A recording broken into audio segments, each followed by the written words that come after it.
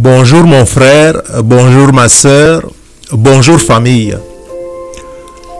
Certains d'entre vous s'étonnent peut-être qu'il n'ait pas reçu de vœux de Noël de moi cette année. Je voudrais peut-être attirer votre attention sur quelque chose dont je parle tous ces derniers temps. Emmanuel, signe visible de l'amour invisible devenu visible.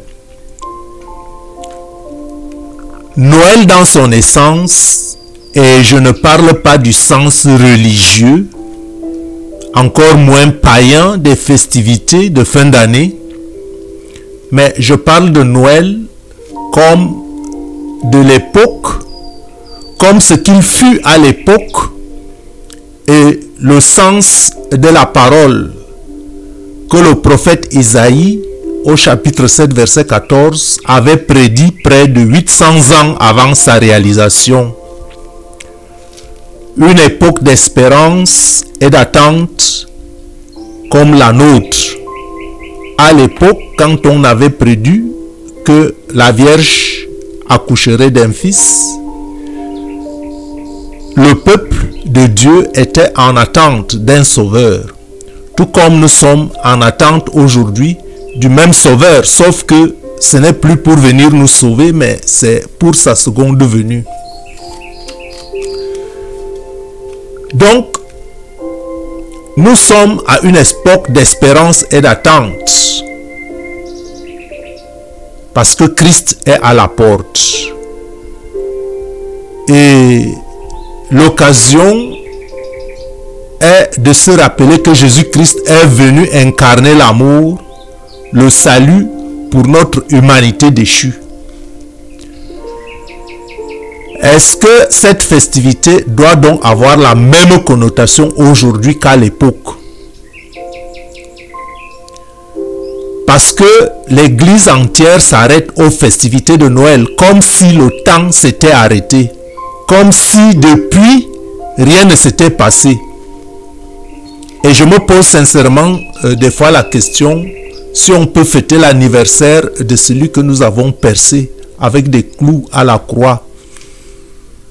C'est vrai que vous alliez dire que si j'étais à son époque, je n'allais pas être parmi de ceux qui l'ont cloué à la croix. J'en doute fort. Ce n'est pas non plus que je sous-estime votre croyance. C'est peut-être parce que nous avons accueilli la croyance aujourd'hui que nous avons la position que nous avions. Si nous étions à l'époque de Jésus, je doute fort que nous ayons les mêmes impressions. Et là n'est pas notre sujet. Mon sujet est de savoir si on peut fêter l'anniversaire d'un parent qui a déjà trépassé. Puisque Jésus est déjà venu sur terre, il est mort, il est vrai, il est ressuscité, mais nous continuons à fêter son anniversaire. Est-ce que vraiment, quand on rentre dans la pensée profonde, est-ce que cela est logique de fêter l'anniversaire de quelqu'un qui est déjà mort? Il est vrai, je dis que Jésus a ressuscité, mais il a ressuscité, que nous a-t-il recommandé avant de monter au ciel? Nous a-t-il recommandé de fêter son anniversaire de naissance qui n'est pas connu de ceux-là même qui disent le représenter? Certainement non. Bien que le Seigneur aujourd'hui, avant sa venue, nous révèle qu'il n'a rien contre fêter son pseudo-jour de naissance. Parce que le Seigneur en réalité nous révèle aussi quand il est né. Il a déjà révélé qu'il est né le 14 Tsini du calendrier juif, correspondant à la période du 12 au 15 octobre, selon les concordances des calendriers julien et grégorien. Je sais que j'apporte quelque chose de nouveau. Je sais que ce n'est pas évident, mais suivez tout de même jusqu'au bout. Suivez-moi jusqu'au bout et voyez si mon raisonnement n'est pas logique. Je dis que à cette époque que nous vivons, nous ne pouvons pas nous comporter comme à l'ancienne époque, à l'époque où on attendait Jésus, à l'époque d'après sa naissance, quand il n'avait pas encore fait ses œuvres. Vraiment, c'est incongru. Parce que Jésus est passé parmi nous, il nous a laissé sa mémoire et il nous a dit ce que nous devons faire. Alors je te demande, depuis que tu fêtes plusieurs Noëls, ta vie a changé en quoi? Ta vie a changé en quoi? Parce que croire en Dieu, ce n'est pas tourner en rond dans un même cercle de petites joies, de bien et tout. Jésus-Christ est venu nous sauver afin que nous ayons une vie abondante en lui. Une vie abondante sur terre. Pas être sur terre et attendre aller aux cieux. Quand Dieu nous envoie sur terre, Dieu nous envoie sur terre afin que nous préparions la venue de son royaume et non que nous attendions aller vivre au ciel. Alors, frère, si tu veux voir ce que tu n'as jamais vu, tu dois aussi faire ce que tu n'as jamais fait. Si tu as toujours fêté Noël d'année en année sans voir de grands changements dans ta vie, alors essaie de comprendre autre chose, essaie de procéder autrement afin que quelque chose change dans ta vie. Parce que Noël, ce n'est pas le boire et le manger. Le royaume des cieux, nous disent les Écritures, ce n'est pas le boire et le manger et les vêtements et les festivités. C'est bien autre chose.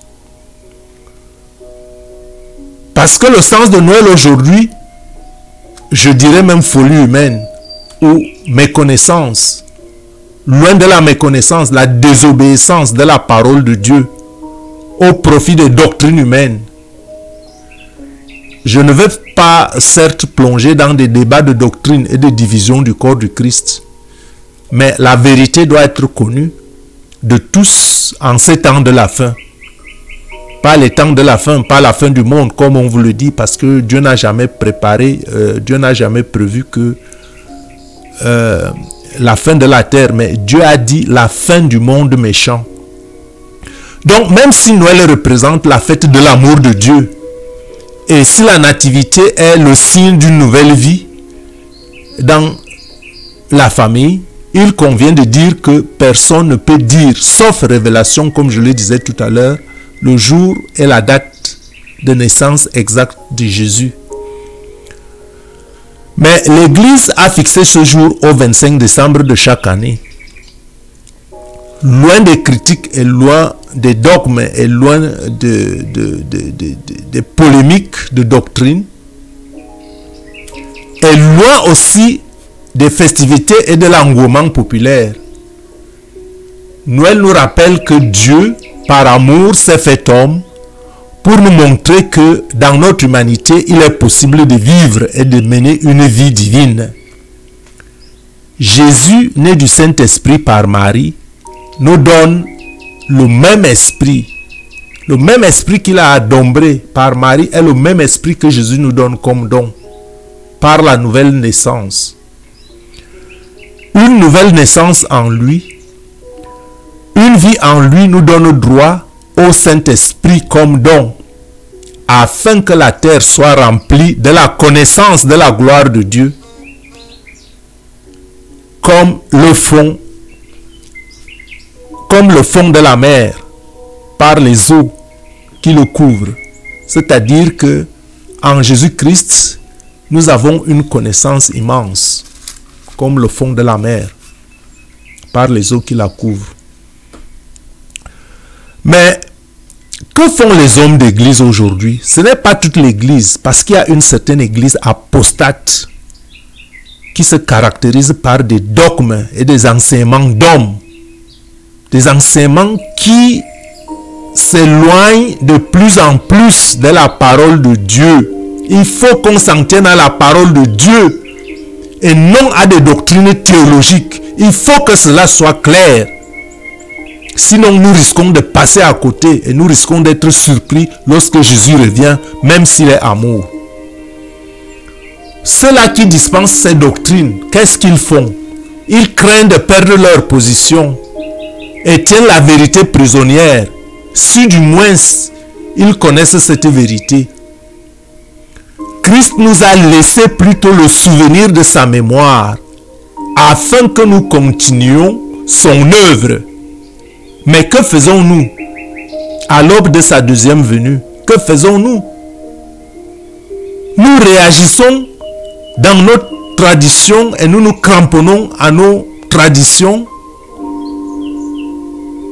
comme à l'époque de sa venue première, comme si le temps n'avait pas bougé, comme s'il ne nous avait pas laissé une recommandation et comme s'il n'avait pas encore été avec nous, parmi nous, et nous laissant la recommandation de continuer son œuvre pour sauver les âmes qui ne le connaissent pas encore.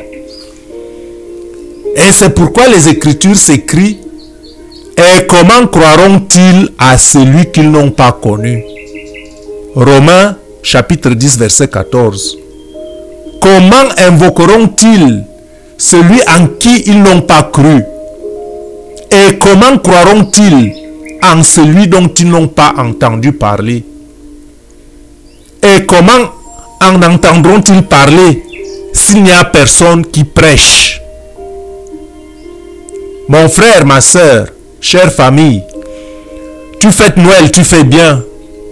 Tu fêtes Noël, mais tu as honte de prêcher le nom de Jésus aux autres.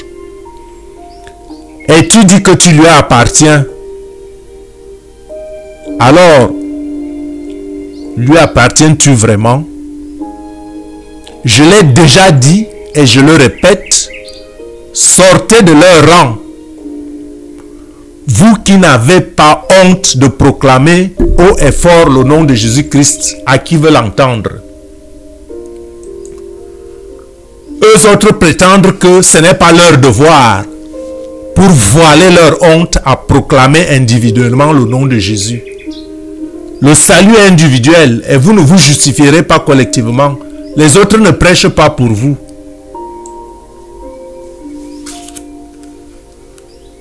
Le salut est individuel et le salut ne serait pas collectif si vous vous accrochez à ceux-là qui vous donnent des doctrines et qui vous disent que ce n'est pas votre devoir de proclamer le nom de Jésus et de prêcher le nom de Jésus aux autres. Vous aurez à rendre compte devant le Seigneur tout seul. Il est amour, je le sais. Il pardonne, je le sais. Mais pensez à votre couronne. Quelle couronne aurez-vous? Vous gagnerez des couronnes en fonction du nombre d'âmes que vous avez apportées, que vous avez amenées auprès de Jésus. Posez-vous la question, combien d'âmes avez-vous déjà dirigées vers Jésus? Allez à la messe, tout le monde peut aller à la messe. Donc, l'amour de Jésus est visible en nous, en portant aux autres sa parole et non en fêtant sa naissance. Sa naissance de lui qui a trépassé au milieu de nous. Oui, lui qui est mort, même s'il a vaincu la mort, et étant ressuscité, donc vit. L'amour en lui ne consiste pas à fêter une fausse date d'anniversaire que l'on persiste à estimer vraie, parce qu'on ne veut pas voir la réalité en face et qu'on veut voiler la vérité. L'amour en Christ porte toujours du fruit. L'amour vrai fait toujours la différence. L'amour vrai est toujours en mouvement. Il n'y a pas de honte dans l'amour vrai. Le divin qui a pris la forme humaine pour nous racheter du péché, en nous redonnant la valeur et l'image perdue par Adam et Ève. Bref, celui-là même qui nous donne un avenir et une espérance éternelle, on ose avoir honte de lui. Pendant que nous bradons et nous défendons ceux mêmes qui nous voilent les yeux de voir la vérité en face. Ainsi, Dieu par Jésus-Christ s'est dépouillé lui-même en devenant semblable aux hommes. Alors dépouillons-nous aussi pour Christ. Donnons-lui tout, même notre honneur, même si les autres nous injurieront. Proclamons le nom de Jésus. La récompense est grande. Et c'est pourquoi l'apôtre Jean explique cela dans un passage de 1 Jean, chapitre 1, versets 1 à 4. Je lis: nous vous annonçons la parole qui donne la vie et qui existe depuis toujours. Nous l'avons entendue, nous l'avons vu de nos yeux, nous l'avons regardé avec attention, nous l'avons touché de nos mains. Oui, la vie s'est montrée et nous l'avons vu. Nous en sommes témoins. Nous en sommes témoins. Nous en sommes témoins. Et nous vous annonçons cette vie avec Dieu pour toujours. Elle était près du Père et elle s'est montrée à nous. Cette vie, nous l'avons vue et nous l'avons entendue. Nous vous l'annonçons à vous aussi. Ainsi, vous serez unis à vous. Unis à nous. Unis à nous. Unis à nous. Unis où? Dans la prédication, je pense. Ensemble, nous serons unis au Père et à son Fils Jésus-Christ. Nous vous l'écrivons, cela pour que votre joie soit totale. Donc, votre joie devrait être totale dans la prédication de la parole, dans la proclamation sans honte de la parole de Jésus-Christ et non dans les festivités d'un anniversaire inconnu. Mais notre joie doit être dans le ministère. C'est cela la vérité. En naissant donc, Christ a donné un sens à l'histoire de l'humanité. Il a donné un sens à l'histoire de l'humanité et cela est le passé. Je dis bien, Christ en naissant a donné un sens à l'histoire de l'humanité et cela est du passé. On peut bien se rappeler de ça, mais cela ne doit pas être aujourd'hui le nœud de notre foi. Le nœud de notre foi se concentre sur la rédemption et la recommandation qu'il nous a donnée en quittant la terre pour le ciel. Il nous a donné un devoir à faire. Au lieu de fêter l'anniversaire, il faut se concentrer sur ce devoir pour nous-mêmes et pour les autres. Donc je dis que Christ, en naissant, a donné un sens à l'histoire de l'humanité. Et lorsqu'il prend place sur le trône de notre cœur, il donne un sens à l'histoire de notre vie. Je dis que quand Christ naît, non dans la nativité de Noël, Christ devrait naître de nouveau dans notre cœur, de manière spirituelle, dans la foi, pour donner un sens à l'histoire de notre vie, pour changer notre vie, pour changer notre ancienne manière de penser, pour changer notre ancienne manière de croire en lui. Mon frère, ma soeur, je sais que c'est un discours nouveau pour toi. Tu m'en pardonneras, mais sors de ta routine. Sors de la routine de l'église qui t'emprisonne dans les forteresses de Satan. Il ne t'emprisonne pas seulement, il t'empoisonne avec la mauvaise connaissance, avec le manque de connaissance de Dieu. Rappelle-toi que tu n'es pas seul. Si Christ naît en toi aujourd'hui, il désire habiter en toi et t'amener à révéler son amour partout où tu iras par son Esprit Saint. Alors, frères et sœurs, famille, offre une chance à ceux qui vous côtoient de voir en vous l'amour en personne, l'amour de Christ. Vous n'êtes pas parfait, mais par lui vous l'êtes, parce qu'il a ôté votre péché, le péché passé, le péché présent, le péché futur. Et s'il t'arrive de tomber, lève-toi et répands-toi, demande-lui pardon. Tu n'es pas parfait, parce que la chair humaine est ce qu'elle est. Elle est imparfaite, elle est imperfection, elle est péché. Alors, lève-toi et continue le chemin. Laisse Jésus naître dans ton cœur. Laisse-le briller à travers toi en prêchant sa bonté à ceux qui ne le connaissent pas, au lieu de fêter les fausses naissances. Car il est écrit, vous connaîtrez la vérité et la vérité vous affranchira. Voilà pourquoi je me suis permis de ne pas vous donner les meilleurs vœux de Noël comme d'habitude, parce que je voulais appeler votre conscience à réfléchir sur ce sujet des traditions et des dogmes de l'Église. Et je voulais vous dire que si vous avez fêté beaucoup de Noël sans voir de changement dans ta vie, essayez de voir les choses autrement. Et j'ai formulé ceci que si tu veux voir ce que tu n'as jamais vu, tu dois faire ce que tu n'as jamais fait. Que Dieu te bénisse, que Jésus-Christ naisse dans ton cœur et que la flamme de son amour t'amène à parler de lui à ceux qui ne le connaissent pas. Sois béni, sois béni, sois béni. Amen.